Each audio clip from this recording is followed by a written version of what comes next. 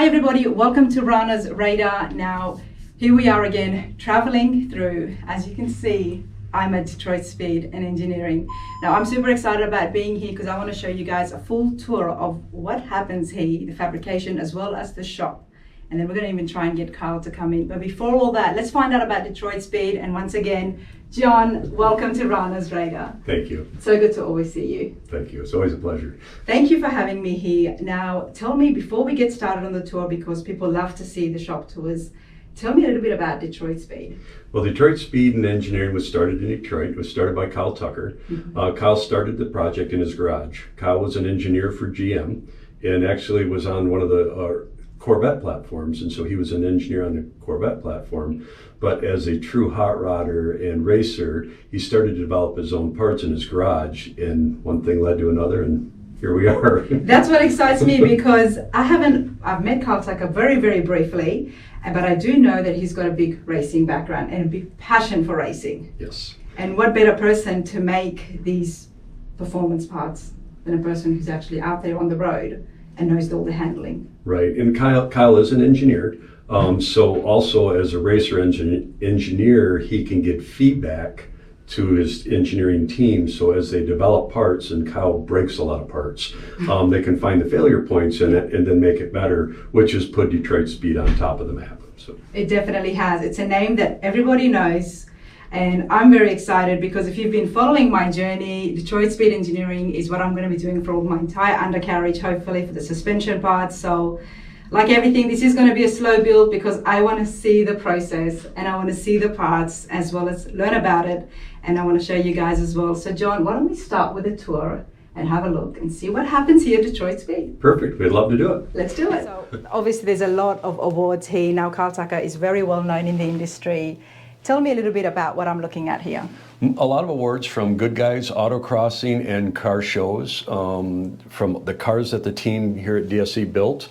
They would compete in autocross racing, which is what Kyle's first love and passion is, and how we develop all of our parts. So we believe if they can survive in autocross, then they're great for the street. So Kyle's number one reason for doing that is taking it out to the autocross course, proving that it is the best component, and then manufacturing that, and so we can do repeatability. So he's testing everything. Every time. Every time. And of course he's having a fabulous time with it. Well, he's pretty good at it, so.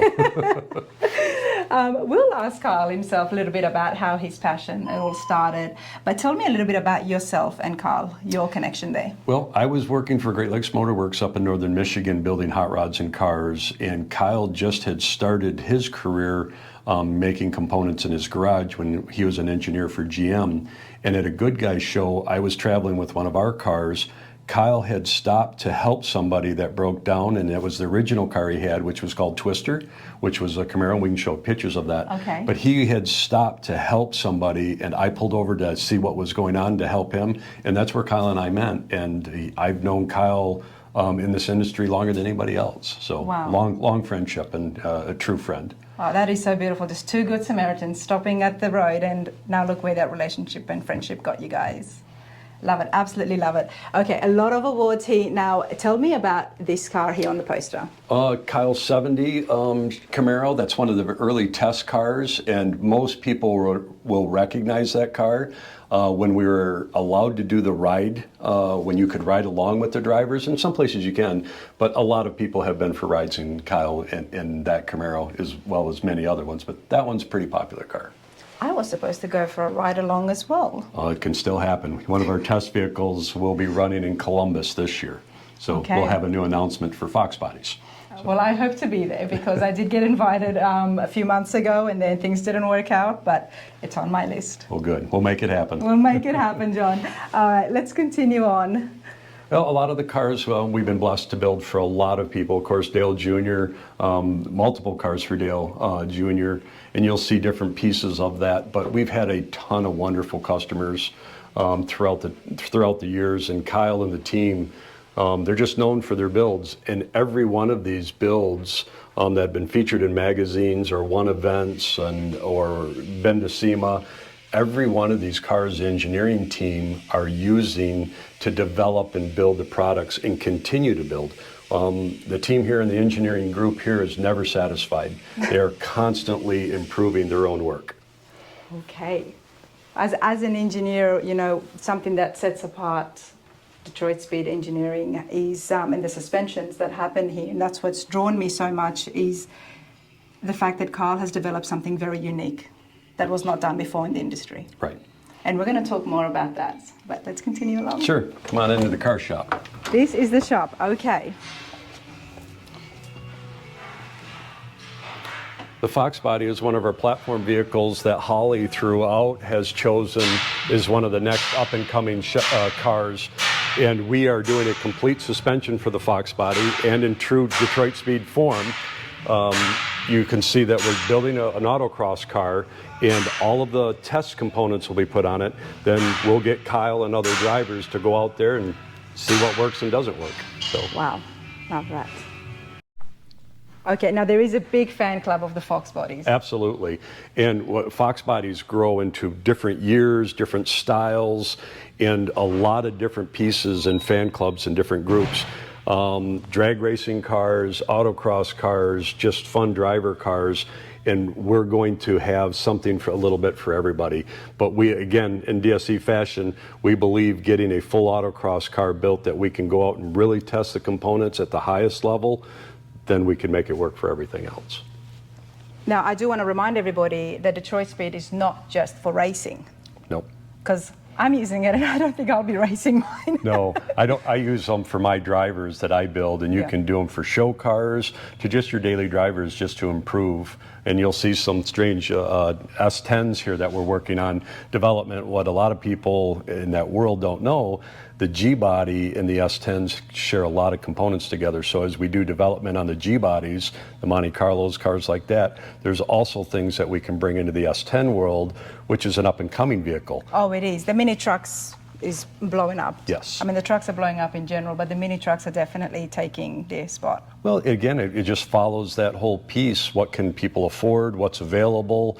Right now, C10s and S10s, as you know, they're starting to get a little out of touch, yes, and people are going crazy with them. So it's always fun to try to get ahead of what's next. Love it, absolutely love it. Now, this place is huge. So we are just here in the shop. There's a welding shop as well, and then, of course, there is the factory. The factory of manufacturing, yep. I'm most excited about that because I do want to see the suspension parts up close. Perfect. But that is super cool. So what suspension do you have in this? The rear suspension is what we currently have available. So all the rear suspension with the Quadralink system and the setup, and of course our rear ends that we manufacture, that is all finished and available. What we're working on right now is developing the whole front suspension, and then we will have that finished this year and available this year. Okay. I always like to see the projects that the shops are working on. So what have you guys got behind you here? Well, the very beginning stages of a Camaro, which is what DSC is probably known the best for. This is a customer car that came to us, and as you can see, this is the very, very beginning stages. We have it up on the flat table. We found little bits of cancer here and there, so we're replacing the pieces that are needed, and this will get the full DSC treatment and be probably the car that the customer was so familiar with was called the Heinz 57, which was Dale Earnhardt Jr.'s car with the Heinz 57 car. He wants to have as close to that, but in his own color. That's kind of the platform we're using for this car. Okay, and why are the Camaros so... That's what Kyle loved and started with, and was really the platform. And Kyle that was his favorite build, the cars that he enjoyed, and a great platform. And Kyle hit the timing wise. all the way from going through all the generations of Camaros up to the very current one. They developed them all the way through. So it's just a progression. Okay, so if you're a Camaro lover, or if you've got Camaros, then Detroit Speed is definitely a place to check out. That's really where Kyle got his start, was in that Camaro world, and in a very, very cool muscle car. Lots of them available, lots of different variations. You can put big wheels, little wheels, raise, I mean, everything you can do, and of course Kyle loved to race them. And it's something that can suit everybody's budget. Yes. Because you can, like you said, have it as a daily, or you can make it into an absolute show car. Sure. And there's some very collectible ones. Some of the early DZ cars, the Z28s, things of that nature that were so popular. And of course, the prices all went crazy, and like everything else, got to where the modern person couldn't get it. So, but you got to love classic cars, right? Yes. And you can see this one, we're starting to pull the pieces, and then the subframe. This is the basic subframe that we start with, and is one of the very things Kyle started with. I know this is a question for Kyle, but I would love to know what was one of the earliest components when he was out there racing that made him think, you know what, I need to tweak this, I need to change this? Oh, I'm sure it was all in the subframe in the front that Kyle would share, that were the steering, the handling, because again, you're working with the OE, and that's where you can start to improve it, and that's where you get it on the test track to where it handles better on the track, and then it will go better in the road.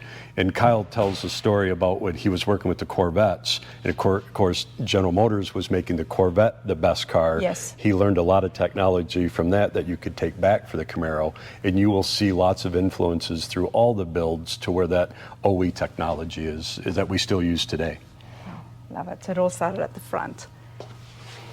And then obviously the progression is going into the other cars. The Mustangs are very popular. This is a customer build as well, and this is going to get a full build on the DSC. And this one is very close to having the fabrication finished, and will be moving into the body shop probably in the next 6 weeks.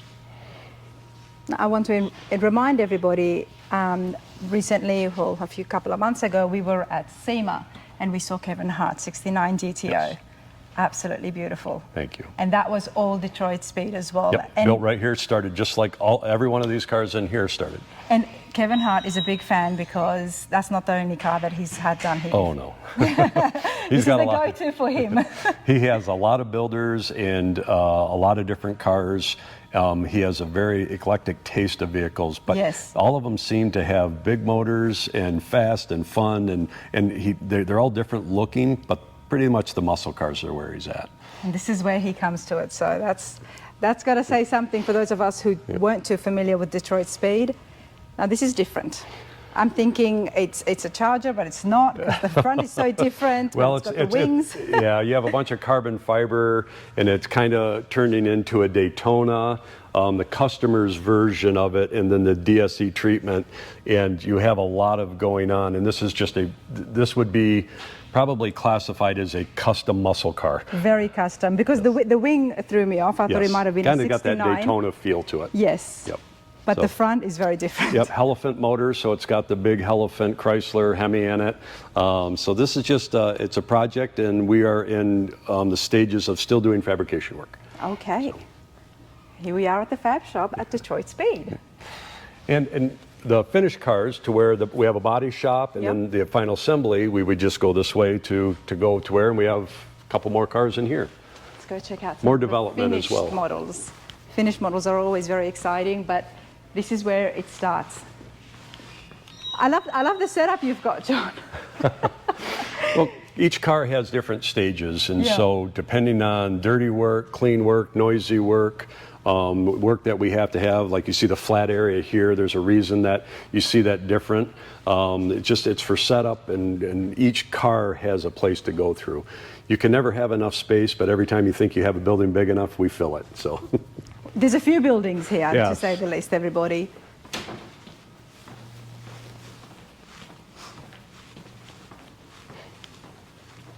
I see color.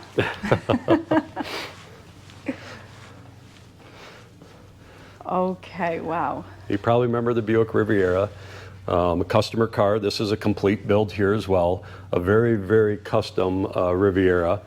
We debuted this car at Columbus at Good Guys, and we actually autocross raced this car when we were done. And that's the other thing that I love, that when he makes these cars and you think, okay, this is a beautiful show car, but these are seen on the autocross. Yep. This car is finished, and we're just going through drivability, and just like every car at DSC, we keep them for about 1,000 miles, and we want just to kind of work the bugs out, little pieces, and we're just getting ready to deliver this car to the customer. Just we have a couple more weeks and we'll be good to go. That is a beautiful Riviera, everybody. Unique cars. Very unique, and it's even more unique to see this on the autocross. This is Kyle Tucker's personal car. Okay. This is his driver, and Holly came out with the new Sniper 2. Kyle was running the Sniper 1 in this, and so what we wanted to do is our videos that you see on YouTube and things of that nature, because we're part of Holly, we also do a lot of testing for Holly here.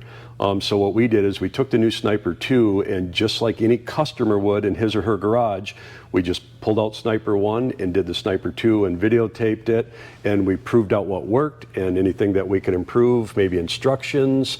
Again, trying to help the customer make the experience as good as it can be, because at the end of the day, all of us, the parts we're making are for you, the customer, and most of them are done at home. Yes. So the better we can do it and explain it and show it, the quicker we can be out cruising cars. And so Kyle offered his car up, and then so we gutted it, and Kyle's picking this up today and then bringing us a Monte Carlo, and then this Monte Carlo we're going to be doing some other things for Kyle on that.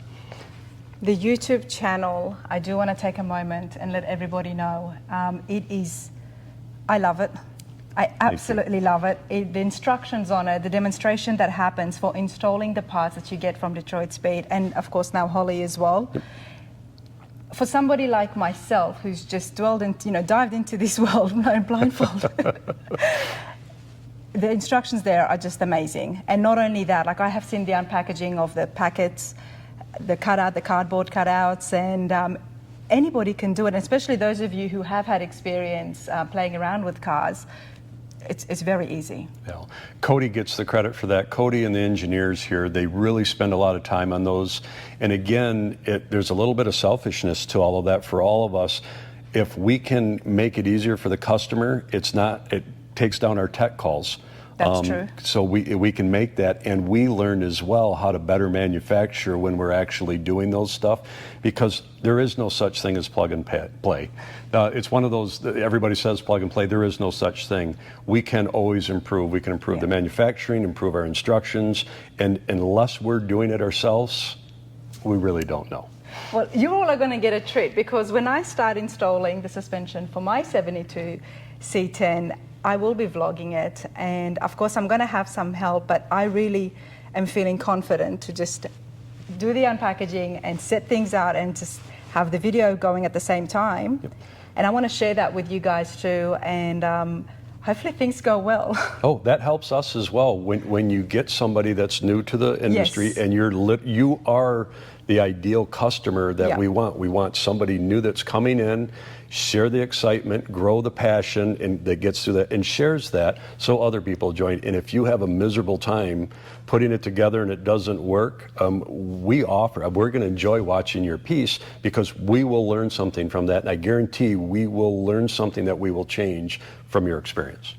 We're all going to have to wait and see, right? That's the fun part. It is fun. I'm excited. I'm super excited. But this is pretty cool. I can't believe a Mustang is his daily. Yeah, this is one of his dailies. One of his dailies, of course. Okay. And there is Kevin Hart, 69. Yep, we're doing final prep on Kevin's car. This was just shot by 2 magazines that are going through it. It'll be in Modern Roddings this month coming out. Will be a feature car, and then Hot Rod Magazine shot it for them just this week. So we got getting it cleaned up, doing final drivability, and it will be featured in Building 4 at the Grand National Roadster Show, which we're really excited about. It will be shown with another one of Kevin's cars there. I believe it's going to be one of his Corvettes that will be shown with this car in Building 4, and of course Building 4 is great at Grand National Roadster Show anyway. So can't wait. I'm looking forward to it. This was a beautiful build. And I will put a link here so you can see more on this. And on that note, I'll also put a link on the interiors. Now, recently I met with Jeremy from Avant-Garde Designs, and everything is 3D scanned. And these for that video was just to show everybody the process of what's involved with 3D scanning, but here is the finished product. So you guys can have one more look. And I know things are here in the shop, but again, the finishes, I was very intrigued with 3D scanning, and I was so happy to see the process. Avant-Garde was a pleasure to work with. Yeah, Jeremy the amount of work that's involved there at the same time to get these finishes, it's amazing. Technology at its best. Yeah, well, not only are they very good at what they do, but in today's world, on budget, on time, and work with you, their customer service is second to none. I mean, and that for me is very, very important. And for all builders as we're moving through, because there's always a deadline and we're always running into issues. Yes. But when a company like that can step up and go, that's what, I mean, Jeremy really, because we had to be done for SEMA, yeah. Jeremy and his team made it all happen for us and actually gave us a little time for things we needed to do. So it was really hearing good. That. It's always very positive when things are done on time. Yes, it's always helpful. Yes.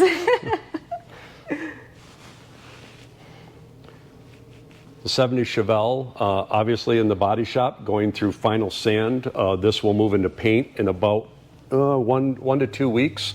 So this is literally the final stages. All the fab work is done, the body work is done. We'll finish sanding, then the car will get blown apart. The chassis will get moved over to the other place to be finished. We'll powder coat the chassis and then do a complete chassis. And then all the pieces will move in the paint shop. All the final paint will be done in final assembly. So this car our goal is to debut this car in Columbus this year. That's not that far. 4th of July. That's not, still, it's not that far. No. I mean, are we just looking at a shell here, John? That's it. Mind you, I do love the copper front bumper here. The copper is, we sent that to advanced plating, and we did all of our pieces to it, and so we shipped it out. Copper is one of the stages before chrome plating, so we get this back for final fitment, then it'll go back to advanced plating for the actual chrome plating. So this car will be a green, kind of green piece with actual chrome bumpers. I had no idea. But I have been following advanced plating, and I do want to check the place out. So chrome, this is what it looks like before. It's the center step, and as you get a tour through there, you'll see one of the prepping stages is going through there before chrome plating. I've been there multiple times, and it's advanced plating is our go-to. Okay, well, I love it. I'm excited as I was when I saw the radiators with Alan Johnson, and I was like, wow. So this is what it looks like before we see the finished product. Yep, we have a Johnson radiator getting shipped for a project car, being shipped, should be here today, that I talked with Alan yesterday on. So. Okay, well, if you guys have not seen that, there is a shop tour of Alan Johnson's the Radiator Works factory, as well as his actual hot rod. Yep. And 40 Ford, this is Kyle's dad's car. Oh. So they had a little incident out driving, so we're doing a little repair work. So we do that as well.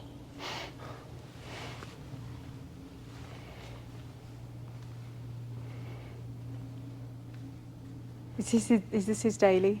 That's his dad's driver. Oh, wow. And he wants it back. I bet he does. I bet he does. Of course, we do the engine work as well. The big block Chevy is for the Chevelle. We're just prepping it for paint. We got this motor all finished up, and then we took it to a dyno. And dyno, Jason Line, Pro Stock, multi-champion Pro Stock driver, does all our dyno work.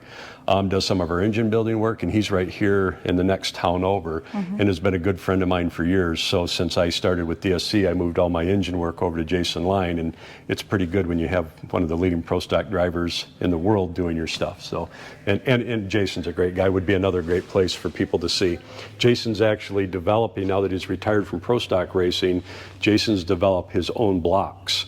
So he's designed his own big block Chevy and a Hemi that he's actually cast and designed and building his own engines now. What's he calling it? J-Line.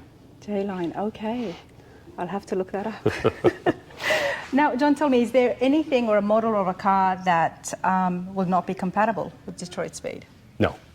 Okay. No, even like the Buick that we don't make exact parts to bolt in, we have parts that you can modify at the shop, and a lot of shops do. We give you all the components so you can adjust and build accordingly to fit your vehicle, and that would be, the Riviera would be an exact a perfect example of that.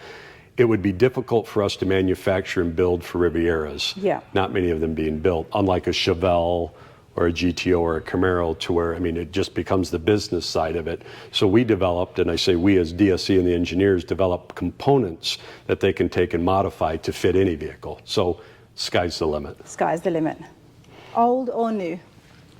Old or new? Old or new. Old or new. After you, sir. You would know the way. Okay.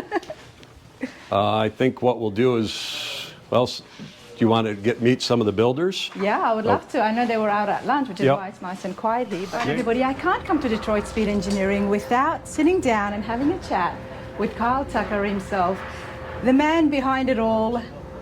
You all know him a lot more better than I do, but I'm here to find out a little bit about himself. Kyle, how's it going? Good, good. Thanks, and thanks for coming to Detroit Speed. Absolutely. Thank you for giving me the time and having me here at Detroit Speed, because it's a name very well known. We see it at all the shows, the parts, but I want to find out a little bit about yourself first. So tell me, I know racing is very big, and that's where Detroit Speed was born. Right. Where does your passion and history begin with racing? Yeah, it starts early on. My dad was a hot rodder, into drag racing, and always had cars around. And I grew up on a farm, so I had plenty of space once I had a go-kart to try daredevil stunts, I guess, and I got hooked early on. But I started formally racing go-karts when I was 8 years old. And Did you say Formula Racing go-karts? formally, Oh, formally, okay. not Formula One. This is I'm we're like, what talking am I Missouri, missing here? not Italy. We're talking Missouri. But Okay, yep, but go on. it was pretty competitive in the Midwest for go-karts. So I built my own engines just because I was a tinkering type and kind of had that mindset. And I raced for about 5 years to the point where it was getting so expensive, it was almost where I could go race cars for what the carts were costing me and travel and everything. So I was lucky enough to do well in go-karting and started driving for a car owner in my hometown that had some race cars. And I started driving for him in high school and stepped up from that to some dirt midgets all over the Midwest. And then, I was at the point where I wanted to be full-time race car driver or engineering, because engineering skill set kind of helps set up the race cars, make the driver look better. So I wanted to do both, and I went to engineering school, kept racing, and that led me into General Motors in Detroit, where I was a college co-op while I went to mechanical engineering school, college co-op with GM, and then I started getting into road racing with GM and test driving. Okay. So built my skill set a little more there at GM in Detroit, worked there full-time, and was still racing on the side while working at GM. And then that kind of turned into my hobby, was back to building cars, and that hobby took over my nightlife, right? And it got in the way of my day job, so I took a leave of absence from GM and started in a two-car garage, Detroit Speed. Okay, well, before we get to Detroit Speed, now, not just a race car driver, but a champion race car driver. We are standing here in your office, and there is a lot of memorabilia around here. Tell me about the Baja races. I love Baja. I love the Mexico. I love everything about the Baja race because it takes a lot of grit, I guess is the best way to put it, to get through that race. One, to finish, because it's mentally so demanding on a driver and co-driver, but also physically. There's always 1,000 miles of racing in the terrain to try and get through. It's over 1,000 miles. Okay. So it varies anywhere from 1,000 to 1,300 miles each year. So BF Goodrich has been a great partner and sponsor for me for a long time. I've done some tire testing for them, and they've helped me on the pavement side with what we've done, and I've driven for them in Baja. They've given me the opportunity now for about 13 years. And so each November we go down and pre-run the race course and then tackle the Baja Peninsula. And it's literally north to south or south to north, the whole Baja Peninsula. You mentioned the grip. What makes the grip so different? And you said it was very difficult as well? Well, it is. I mean, it's a terrain, it may be dry creek beds one minute, and it may be high-speed, dry lake basins the next. So tires and anything mechanical, of course, is very important to get through Baja, but it's just a lot of effort, like I said, mentally, physically, to endure the race and finish, let alone we've won quite a few times too. 8 times nonetheless. Now, you weren't just driving to win the race, but as an engineer, your mind was ticking. Always, sitting yeah. behind the wheel. You always think about trying to take care of the car and, Yeah. and how can you make this better, and at the same time race when you need to race. Yes. But yeah, no idle mind, sit still. I guess if you're an engineering mind, and I'm always thinking about how to make the tire better, the car better, whatever it is, and we've had some success down there thanks to the team. Okay, I'm not too sure about the timeline, but when was it in your racing times that you thought, you know what, something needs to change here? Yeah, so it was pretty early on as I started from GM test driving and being an engineer at General Motors on one of the Corvette programs. The hot rodder and me and Racer started, tinkering on the side again and started building cars, and that led to a car that I finished and built and had some magazine coverage, and then people wanted a car like that built or parts like that, and that's really what started the company. It was a hobby that turned into Detroit Speed, and very innocent, very small, myself and a two-car garage.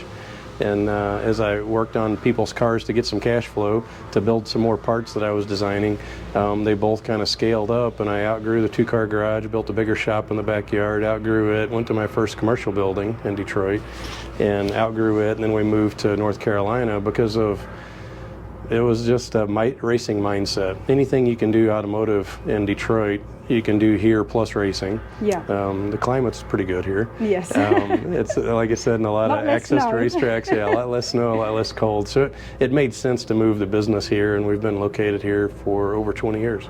Over 20 years. And what's so fascinating is the principles that started Detroit Speed. It's continuing on today. And not only that, you are still being very innovative. The team is very innovative in trying to find gaps in the market, right, and addressing those gaps for everybody else at home. Right. No, it's very important. As we build cars, we learn, all right, there's a void in the market here that we need to build a part, build a widget. That widget can become a part and be a successful part over time. But it's always been, Detroit Speed's always been driven from a function-first engineering mindset. There's a lot of companies in the aftermarket that market first, but we've always done our engineering, we've always done our testing to develop the product the best we know how, and then we put it out in the market. And that's been part of my fun side of my job. Outside of the business side is the testing and the racing and promoting it. And the racing is still continuing on today. I still do it. I don't do as much, but I still race. We just won Baja again in November. Congratulations. And thank you. And we're putting together a test schedule, and I help test some new race cars that are coming about to help develop the cars, and also still will probably get behind the wheel of some Detroit Speed cars too. Love it. And the fact that you're still out there racing, testing, and you're so young, all that tells us is that Detroit Speed has got a very bright future up ahead, and probably some more creative, innovative technology. There's still hit the company. No, there is. Thank you for those nice words. And there's a lot of ideas still here, and a lot of things and ground that we can still cover at Detroit Speed. As long as we've got you on the road behind the wheel, looking for those gaps, we can all be happy. But let's go take a look at the shop. Sure. And we'll talk some more about some of the crash testing you've been doing. Yes, I've been doing some of that too.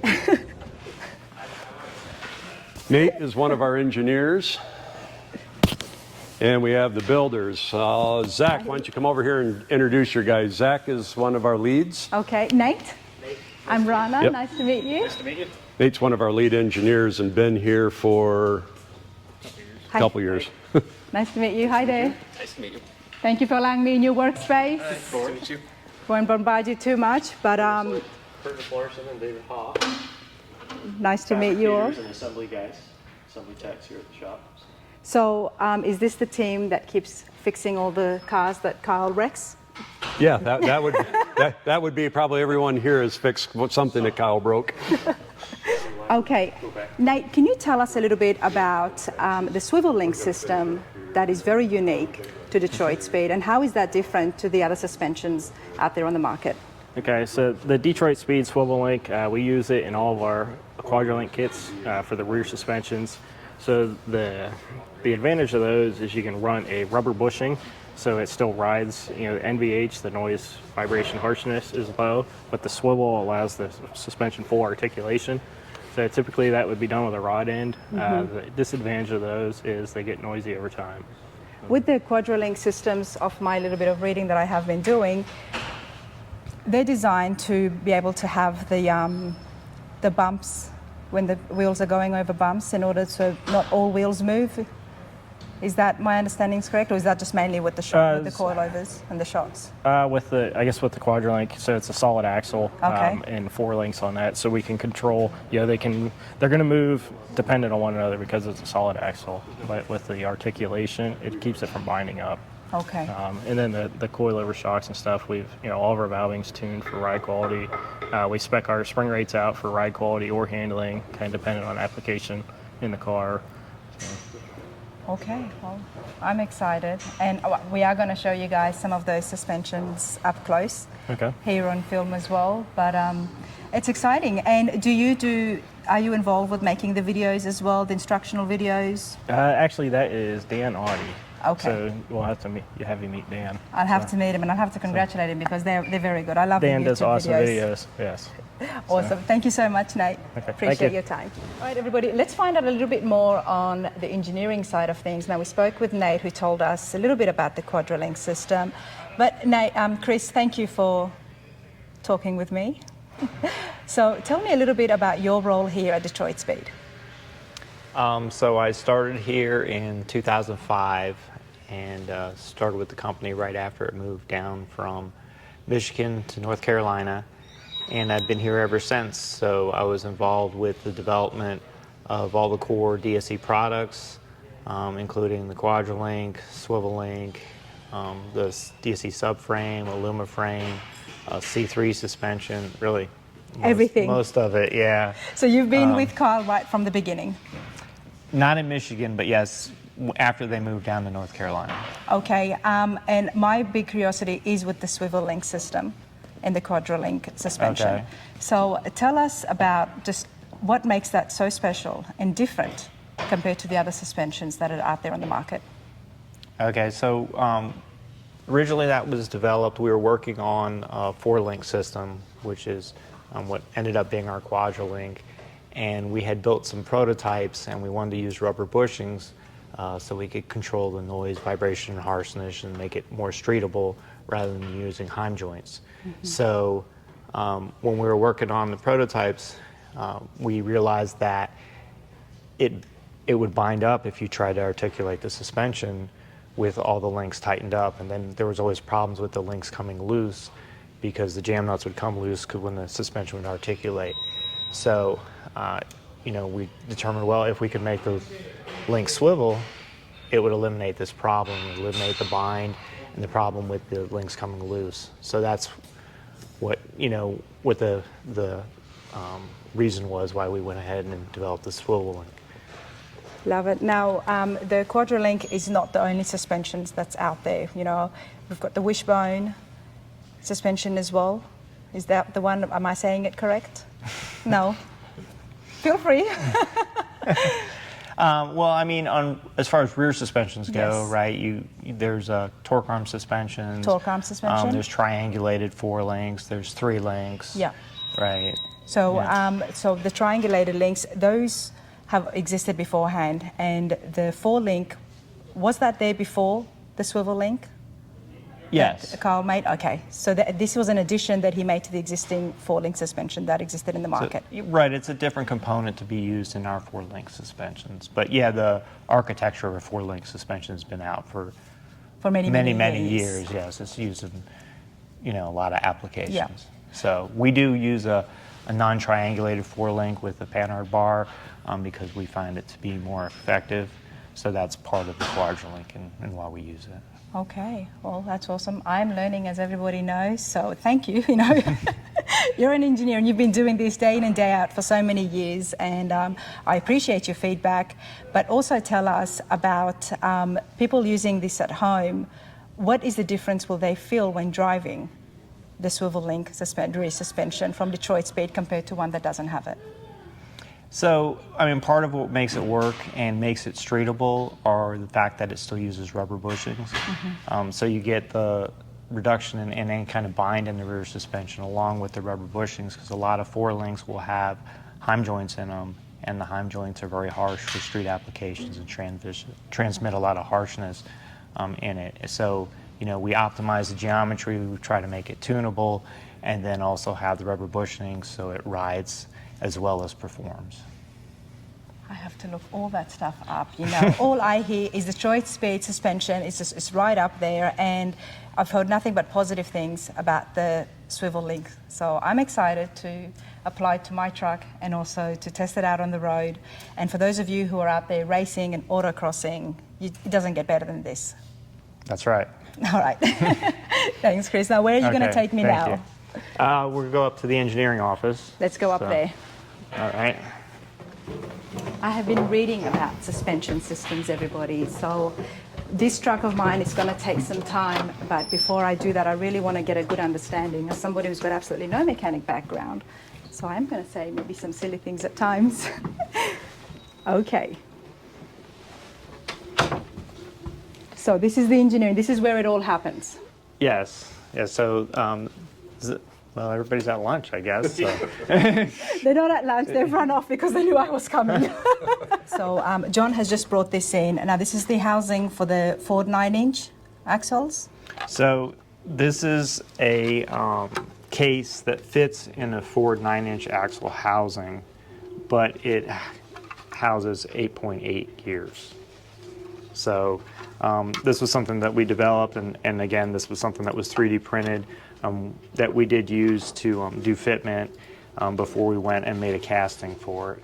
But this allows us to use OEM 8.8 gears in a 9-inch axle housing and reduce the amount of noise that you get from the gear, because the OE gears are so much better than other gears developed for racing or some of the aftermarket. I love it. So even with some of the existing parts on the market, you guys are able to tweak it, find out if there's any problems, and then you can make your own.